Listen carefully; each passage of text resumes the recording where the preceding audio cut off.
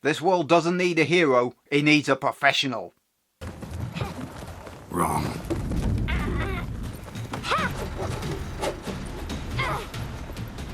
You're not in a circus. Pirouette. A professional ballet dancer.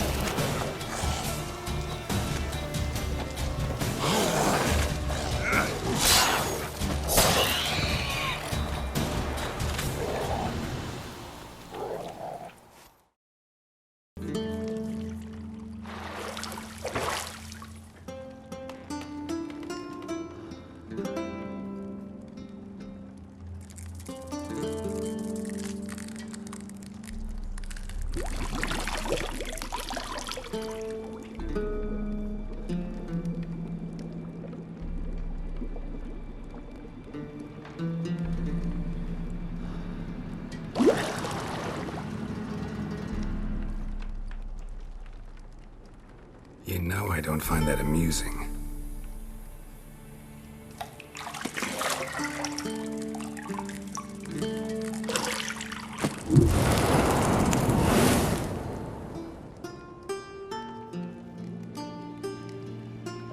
It wasn't meant to amuse, but to prod you to hurry. It's midday already.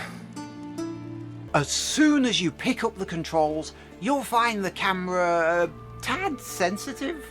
Panning it left and right and... oh god.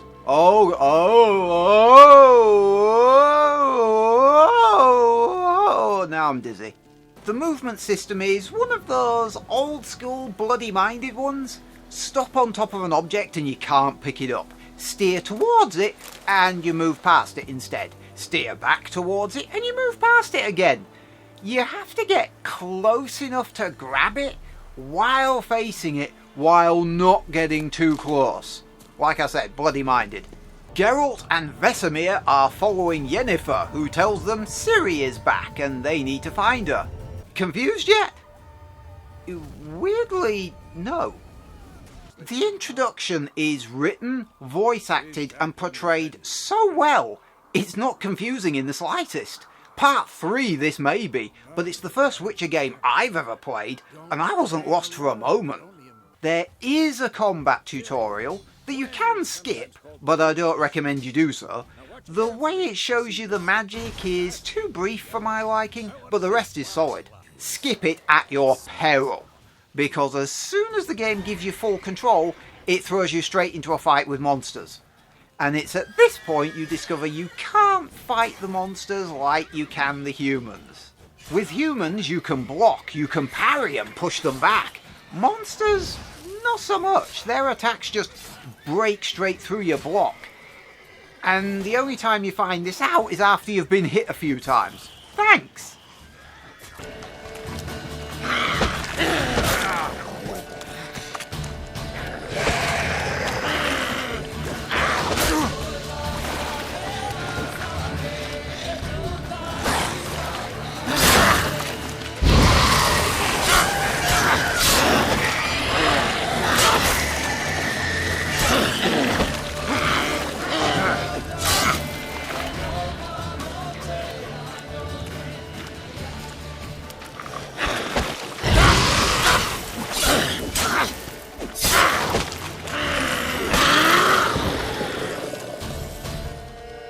Enemy health bars tell you which sword to use. Steel for red health bars, silver for silver health bars of monsters. You have potions and decoctions, which are similar to each other but work the same way. There are also bombs, again brewed in the exact same manner.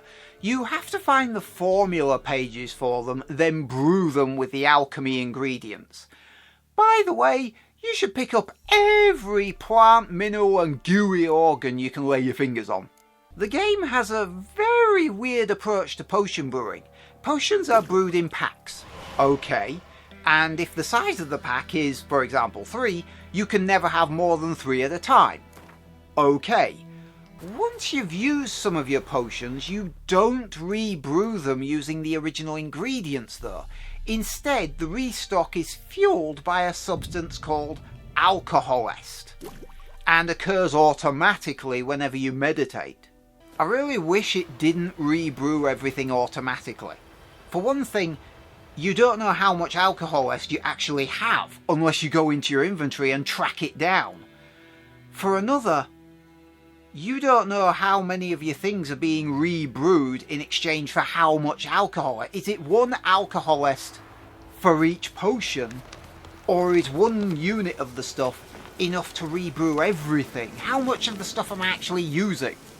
Oils apply a damage buff to your sword. You do have to make sure you're using the correct oil.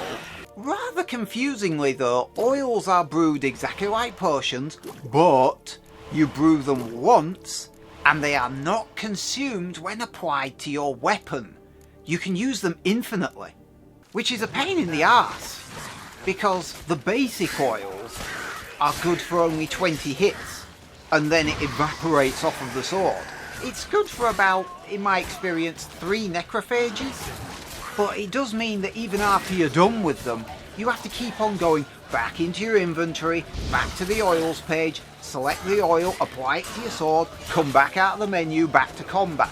You have to keep on doing that to keep reapplying the damage bonus to your sword. Ugh. You should have run. Get it from both sides!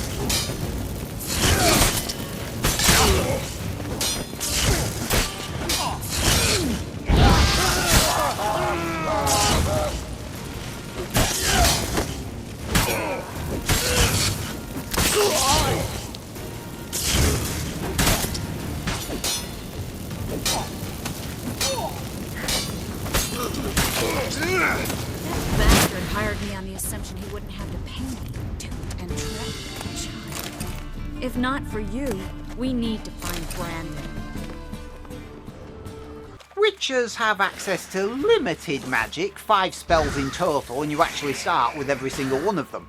They boil down to fire, shockwave, confusion, shield, and slow trap. Each spell can be used in any situation, but some are better at certain things. The slow trap forces spectral enemies to materialise. Confusion takes an enemy out of combat for a few seconds. Shockwave can knock flying enemies out of the sky.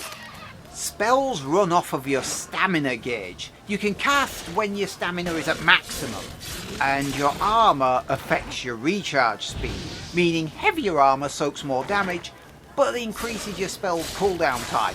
Light armour lets you cast more frequently, but leaves you more exposed. If all this sounds like a lot, that's because it is. Because you've not only got to make sure that you've got the 2 best swords you can find on your back, but you've got to use the right sword against the right enemy types. You've got to use silver on monsters, steel for everything else. You've got to make sure that the weapons are maintained properly because they wear out quickly, which causes them to suffer a damage penalty. You've got to apply the correct oil to them that matches the enemy type that you're fighting. You've got to make sure that you've got the right potions slotted in your equipment slot, so that you're not faffing around with the inventory later on. You've got to make sure that you're using the right spells because each enemy is vulnerable to a certain attack type. And you've got to make sure that you visit those workbenches, the whetstone and the armourer's bench, to give your weapons a temporary damage buff and your armour a temporary defence buff as well. Fucking hell! Do you think that's enough? I know the game pushes this idea of preparation is key, know your enemy and all that jazz, but sometimes the amount of shit you have to do to maximise your combat potential is ridiculous. Having said all that, or probably because of all that, the fight against the Noon Wraith at the well was surprisingly easy, because I did all the prep work. I like that silver.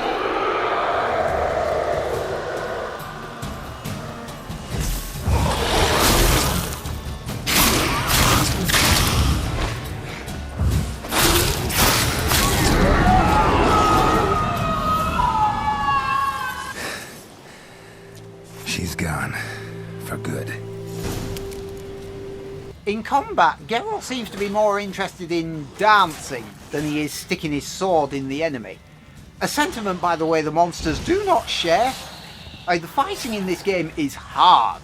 It has a vague whiff of Dark Souls about it. It's not that hard. But one wrong move can see you lose a lot of health. The first major monster fight is against a griffin. The first time I played this back in the day, it took me over a dozen attempts to defeat the bugger. This time, only 2 attempts. Partially because of experience, but also prep work.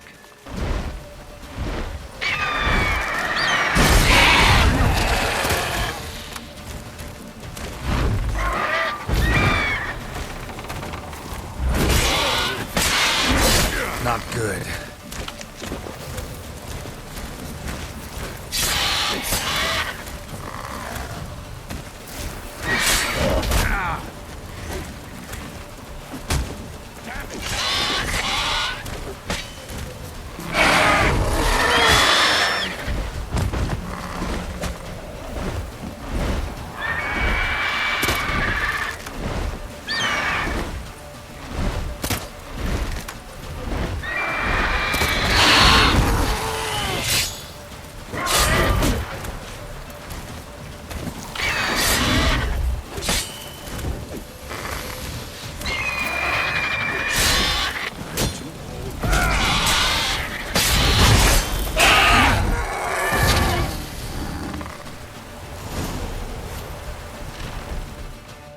The starting map of White Orchard is of a fair size.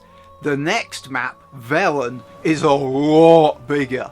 There's lots of things to track down. You often find missions, equipment, blueprints, places of power, monster nests, bandit camps, etc, etc.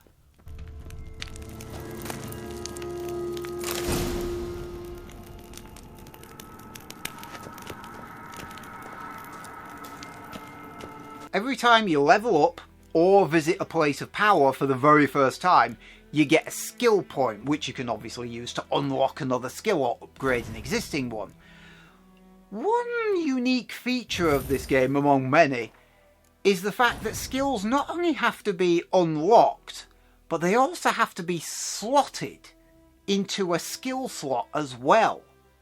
Which means that there's no point spending 3 skill points to unlock 3 skills when you're only at level 1 because you've only got 1 slot to put them in. So you've wasted 2 of your points.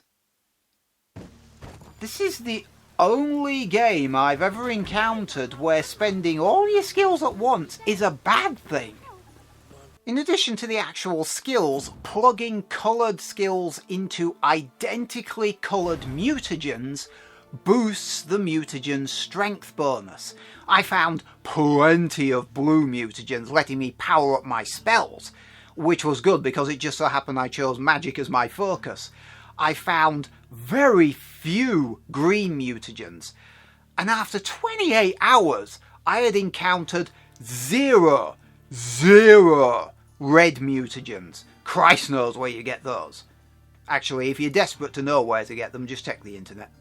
One skill you should get really early on, Gourmet.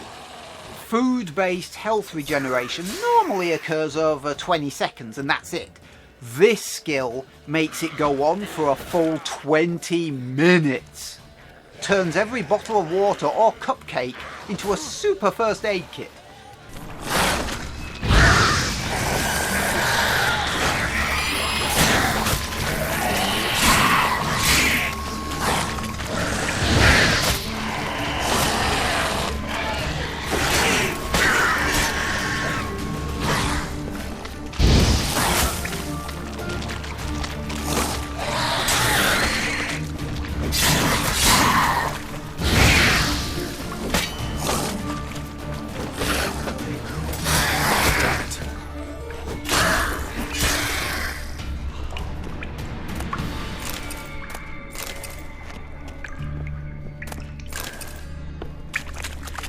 As I said before, preparation is key.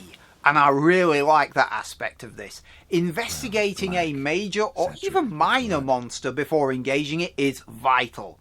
Following trails, examining clues, all to determine the monster's identity and any information that might be helpful in defeating it. These prints are older and deeper, heavily armored. Nilfgaardians, probably. Corpse is a couple of weeks old. Still alive when the Griffin brought him here. Took a long time dying. Deep cuts over the whole body. Not a drop of blood on the beak or claws. Didn't defend herself. Crept up on her while she slept. Learned some things. It's a male. Had its nest in the Vulpine Woods. The Nilfgaardians burned the woods down, killed its mate, smashed their eggs. Thought they'd fixed things. It's always the same. Instead of sending for a professional, they try to do it themselves, only end up making matters worse. Speaking of prep work, be careful when investigating the witch Kira. Been here before? This doesn't happen very often in the game, but it does happen. She leads you into a cave, and you get teleport trapped inside. And the only way out is through. Specifically, through a Wild Hunt boss. First time I fought this guy, I was underleveled, probably didn't have a better silver sword than the one I started with either, and I just couldn't inflict enough damage to counter his healing shield / guard dog move. It was an impossible fight. This time round, I went in better prepared. The game may be a bitch with all its preparation methods, but disregard them at your peril.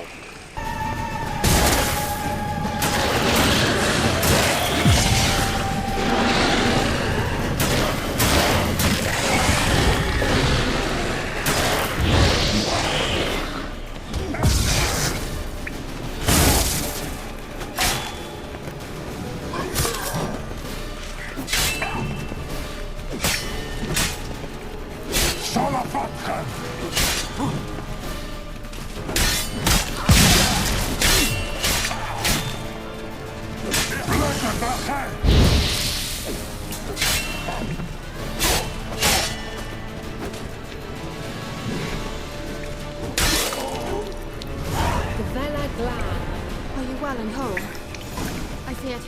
Unnecessarily. Let's look around. If I've my knickers on straight, this looks like the elves' laboratory. You could argue it's fairly repetitive as far as games go, but, you know, it's a monster hunting game. What do you expect? That's like firing up Monster Hunter World and expecting the characters to suddenly break out their brushes and easel and start doing some watercolour painting. Even though both of these games are actually pretty enough for that. But it's the care and attention to detail that makes it feel more involving than other games. Assassin's Creed these days, it has very hollow missions. The best example of how seriously this game takes even its small side missions is the famous frying pan mission. Lost your key, ma'am? No, not me key. Me pan. It's always sat there empty, this hut. That is, till the night afore the battle. A man arrived, walked right in like 'twere his own. Never taken on a pan contract. Fine, I'll go in, look around. You should wait here, just in case. A corpse. Explains the stench. His throat. He was garroted. And some old scars. Kinda soldier might have. The priceless frying pan. Scrubbed clean. Looks like the mystery man didn't need the pan so much as the soot off it. To make ink, write letters. It was the soot the man needed. He scraped it off to make ink. Must have had an urgent letter to write. Urgently burned some other documents too. And the other fellow? Dead. Round up a few boys and bury him outside the village. Deep, so the necrophages don't dig him up. And take my advice. Don't mention this to the Nilfgaardians.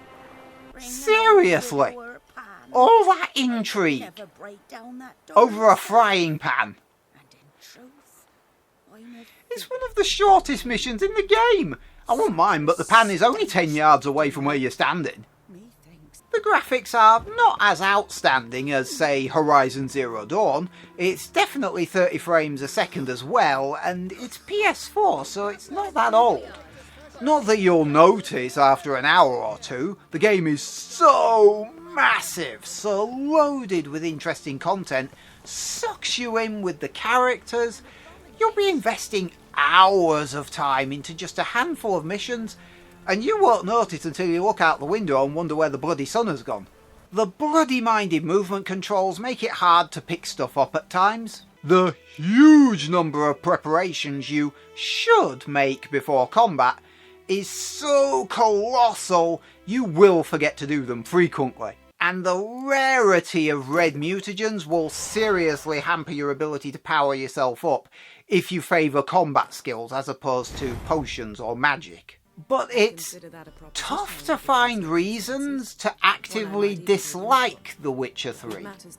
You think it's a combat game, but then you realise you've been talking to people and chasing down leads for an hour. You think it's a swords and sorcery game, but then you realise you've been picking primroses and violets all day. You think it's all about earning cash for killing monsters, the very definition of a Witcher.